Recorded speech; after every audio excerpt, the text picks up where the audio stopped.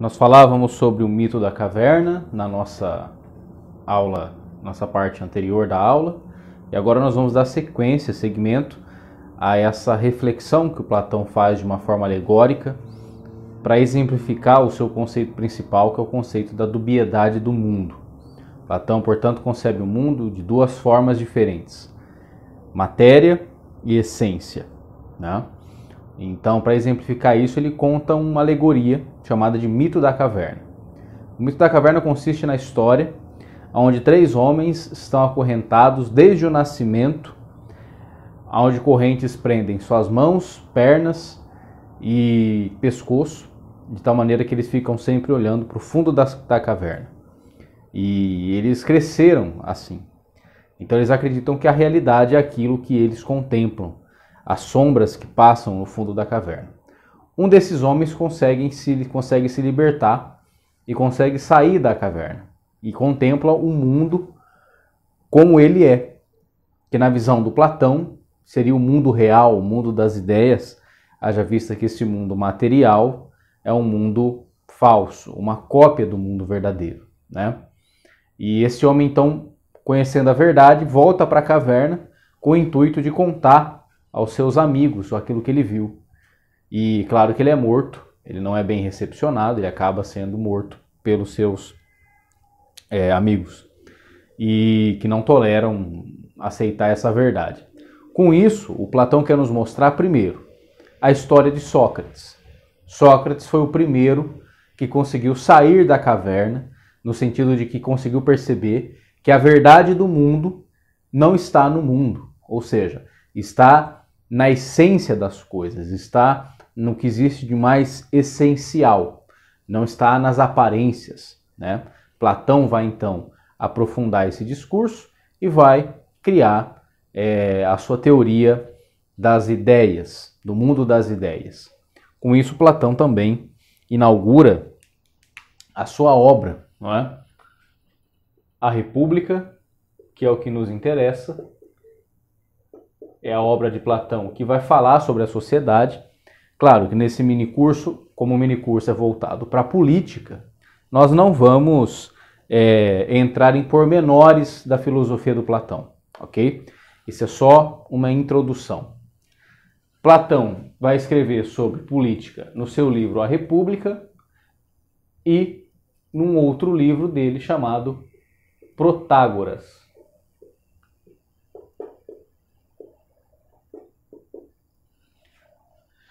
Assim como Platão, Protágoras também escreve uma alegoria. A alegoria de Protágoras visava exemplificar, mostrar como é que se deu o processo político grego, né? Então, através da alegoria, Protágoras era um sofista. Lembrando que os sofistas, eles eram os educadores da Grécia Antiga, os professores, digamos assim, que eram encarregados de ensinar a cultura grega, os cidadãos da Grécia, acerca do sistema político, acerca dos valores gregos e etc. E é interessante porque os sofistas são aqueles que o Sócrates vai travar uma briga nos discursos de Platão, né? Exatamente porque os sofistas defendiam que não existe verdade, que a verdade ela é extremamente relativa e que, na verdade, o que ganha num debate, por exemplo, é quem tem o maior argumento, a melhor retórica. Ou seja, a verdade é relativa à retórica. Se eu convenço mais, se eu domino as técnicas e as táticas de persuasão, então eu consigo levar um debate, convencer alguém a fazer algo, por aí adiante. Não existe o conceito de verdade. E o que Sócrates e Platão vão buscar na filosofia é exatamente a busca pela verdade, pelo conhecimento verdadeiro. Haja vista que a verdade é eterna, o que é verdade tem que ser verdade ontem, hoje e sempre, do contrário seria uma mentira, é que Platão então concebe a ideia de que se a verdade é eterna, a verdade não pode estar no mundo que é passageiro, no mundo que é efêmero, no mundo que está em constante mudança. Então daí que ele concebe essa dubiedade do mundo entre mundo das ideias e mundo das aparências, ok? Então, o Platão vai criticar o pensamento desse sofista chamado Protágoras. Inclusive, até hoje nós usamos a expressão sofisma, quando nós queremos dizer algo que é enganador, né? Porque na visão consagrada da filosofia socrática e platônica, o pensamento sofista era um pensamento que levava as pessoas ao erro, ao engano. Perfeito? Protágoras conta a seguinte alegoria para explicar o surgimento da polis grega e do sistema democrático. Protágoras diz que Zeus encarregou 2 deuses de distribuir coisas para tudo que existia na Terra. Distribuir atributos, distribuir, como eu posso dizer, distribuir qualidades para todos os habitantes da Terra. Esses 2 deuses eram os deuses Prometeu e Hipnoteu. Prometeu e Hipnoteu. Então eles ficaram encarregados por Zeus de distribuir qualidades para tudo que existia aqui na Terra. Porém, Prometeu disse assim: olha, Hipnoteu, você vai fazer isso que Zeus pediu porque eu vou me ocupar de outras coisas que são mais importantes aqui no mundo dos deuses. E Hipnoteu foi então fazer essa distribuição. Quando Prometeu voltou para conferir o trabalho de Hipnoteu, aliás, o próprio nome já diz, Prometeu, ou seja, algo que está para além, né? Hipmeteu, algo que é menor. Então aqui você tem 2 atributos diferentes, né? Prometeu como alguém mais importante, Hipnoteu como alguém menos importante. Quando Prometeu veio para conferir o trabalho de Hipnoteu, ele percebeu que todos os animais, tudo que existe no mundo tinha recebido qualidades. Mas existia um ser que não havia recebido qualidade nenhuma. Era o ser humano. O homem, no trabalho de distribuição, ficou sem receber nada. E aí então, Prometeu questiona Hipnoteu: olha, você esqueceu desse ser aqui. E não sobrou nada para ele. Você colocou muitos atributos em muitos seres, mas você esqueceu e já não temos mais nada para oferecer a ele. Então o que Prometeu faz para tentar reparar esse erro de Hipnoteu? Ele sobe até o Monte Olimpo, lugar onde os deuses habitavam, e ele rouba o fogo do poder dos deuses, a fim de dar ao homem. Dando fogo para o homem conseguiria, já que ele não tinha nenhum outro atributo, não tinha garras, não tinha presas, não tinha habilidades como os outros animais, ele conseguiria pelo menos se manter livre dos ataques das feras, enfim. Só que isso custa um preço para Prometeu. Zeus, descobrindo o furto de Prometeu, coloca ele amarrado numa montanha, de tal maneira que todos os dias os corvos vinham para bicar-lhe o fígado. Esse era o castigo que Prometeu recebeu por roubar o fogo dos deuses. É interessante porque mesmo na mitologia grega existe muita racionalidade aí e muito conhecimento da época. Por que o fígado? Porque desde a antiguidade nós sabíamos que o fígado é um dos únicos órgãos do corpo humano que se regenera. Então os gregos, sabendo disso, colocam, né, nesse mito a ave para bicar exatamente o fígado. Assim o sofrimento dele seria eterno, né?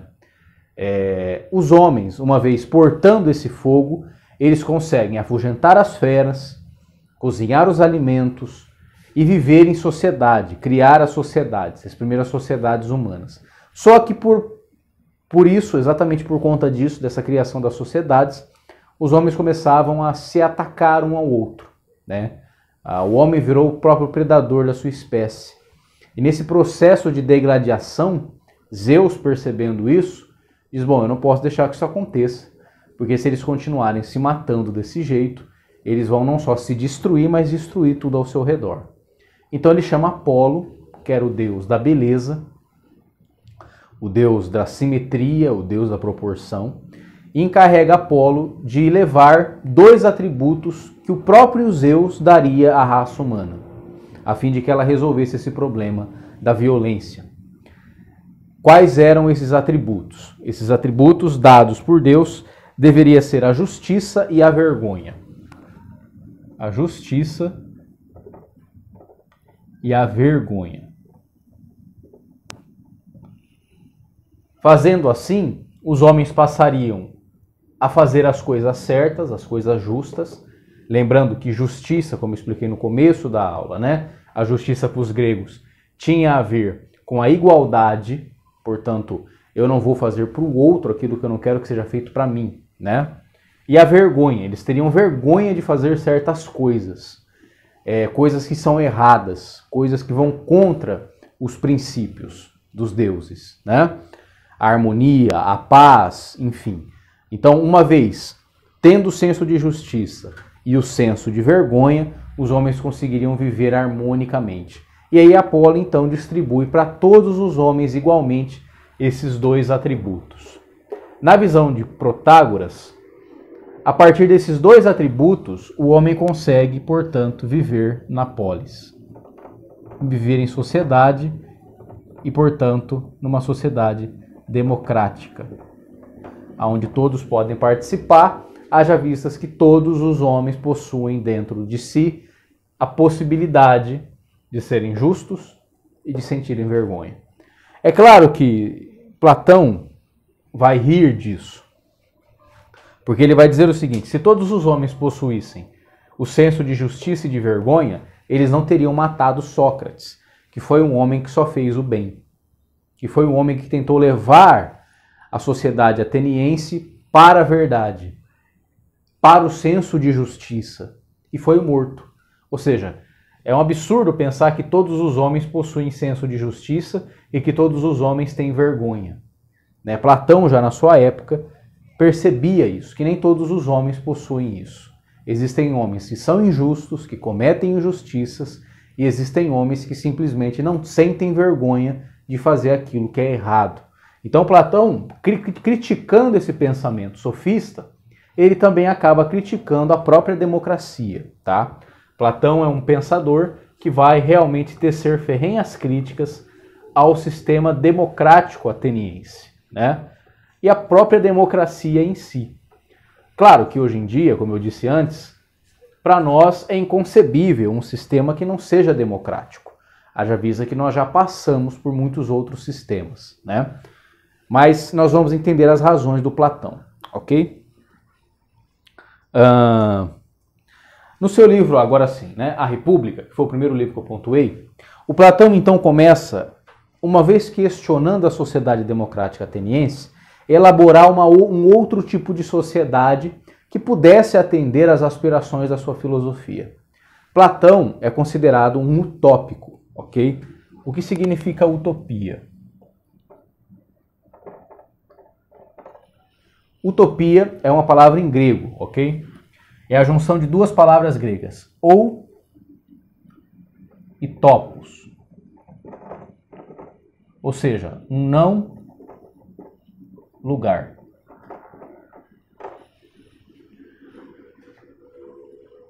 Acho que a câmera deu uma desviadinha aqui, deixa eu ajeitar. Um não lugar. Por que um não lugar? Geralmente quando a gente fala tal coisa é utopia, nós estamos querendo dizer que tal coisa não existe, que não é possível que exista tal lugar. Por isso a palavra utopia. Por que Platão é utópico? Porque ele parte para criar a sua sociedade, o seu sistema político perfeito, da sua teoria das ideias. E é claro que quando Platão fala do mundo das ideias, do mundo das essências, Platão não está falando de um lugar que existe fisicamente. É uma concepção filosófica, né? Então é claro que também a sua sociedade, uma vez pautada nesse princípio, nessa metáfora, é claro que ela também será uma utopia. Então nós podemos dizer que o primeiro grande tratado sobre política, que foi escrito na filosofia, que foi o Tratado de Platão, ele exatamente escreveu um tratado utópico, porque ele fala de um lugar, simplesmente um lugar que não é possível, não existe, ok? É derivado da sua própria filosofia.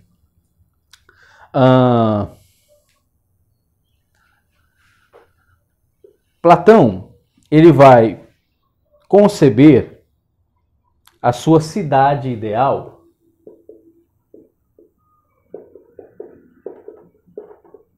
buscando responder a uma pergunta. o que é justiça. Ok? O que é isso que na visão dos gregos, da maioria dos gregos e dos filósofos da época, era algo que todos os homens possuíam.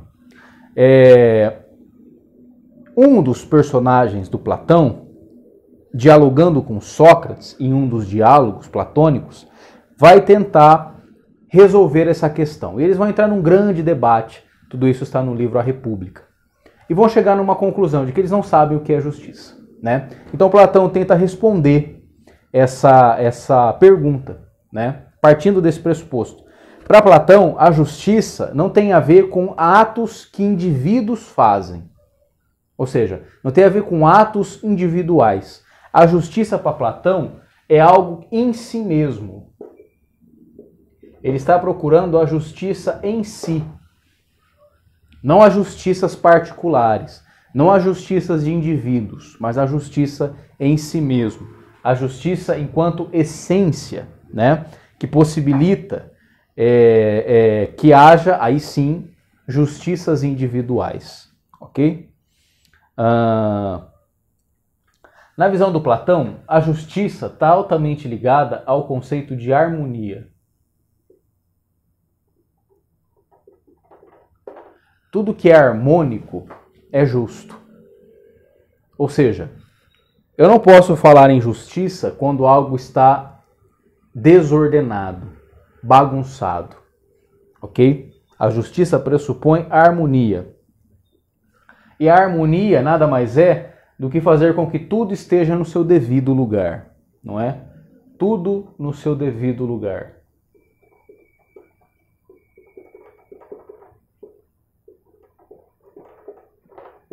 Isso é justiça para Platão. Tudo tem que estar no seu devido lugar.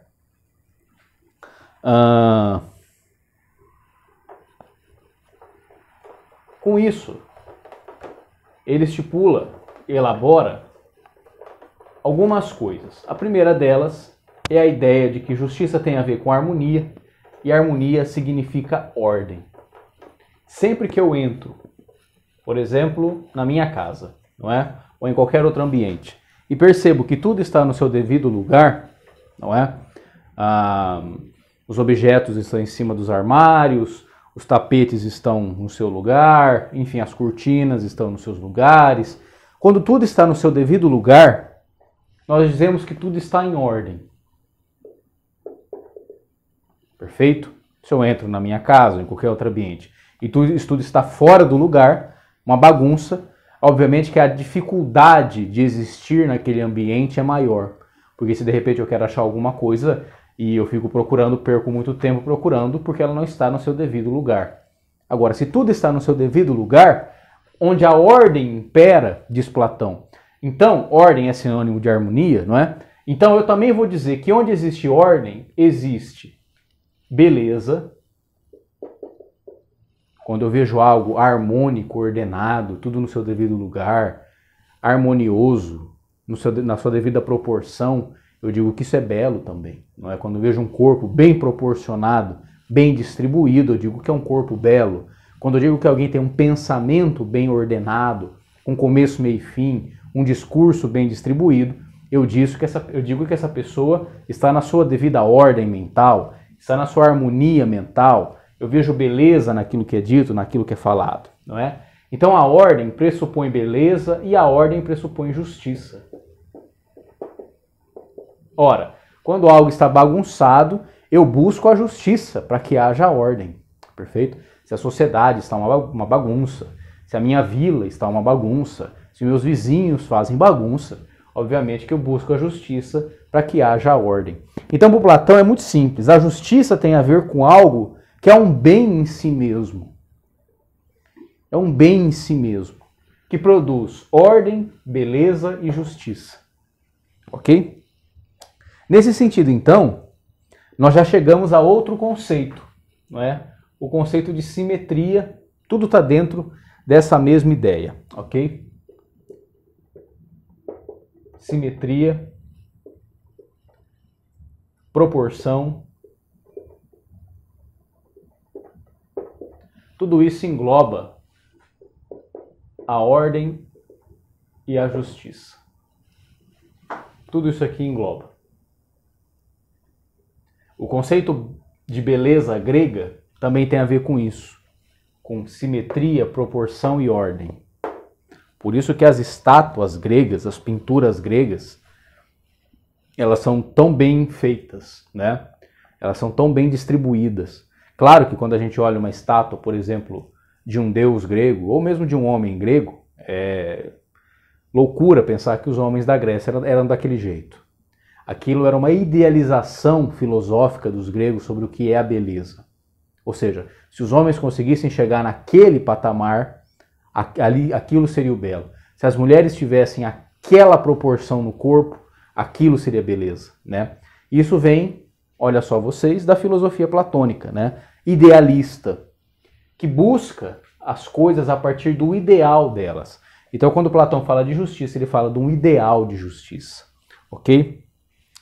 E todos os atos de bondade, todos os atos de justiça que nós humanos fazemos é apenas uma cópia da verdadeira justiça que está no mundo ideal, no mundo metafísico, no mundo das ideias.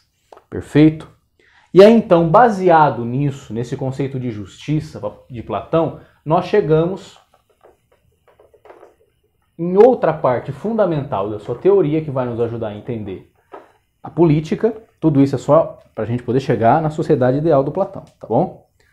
Que é o conceito da teoria das almas.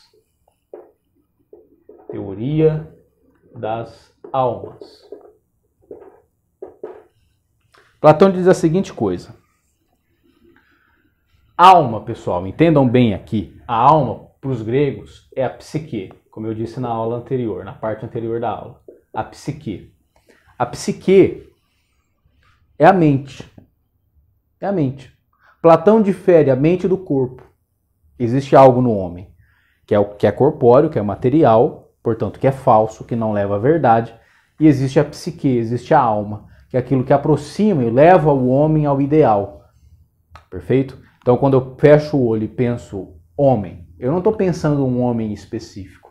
Eu estou falando da ideia do homem, do ideal do homem, do qual todos os outros homens daqui da Terra são cópias mal feitas. Quando eu penso mulher, eu não penso numa determinada mulher, eu não penso na minha mulher. Não sei que ele deixa ela com ciúme, mas quando eu penso em mulher, eu não penso na minha mulher, eu penso numa mulher ideal, que eu não sei quem é. Platão diz exatamente, a ideia que você tem das coisas é o que há de mais perfeito nas coisas. Quando eu penso num cavalo, pensa num cavalo. Todo mundo consegue pensar um cavalo. Mas perceba, não é nenhum cavalo que você conhece.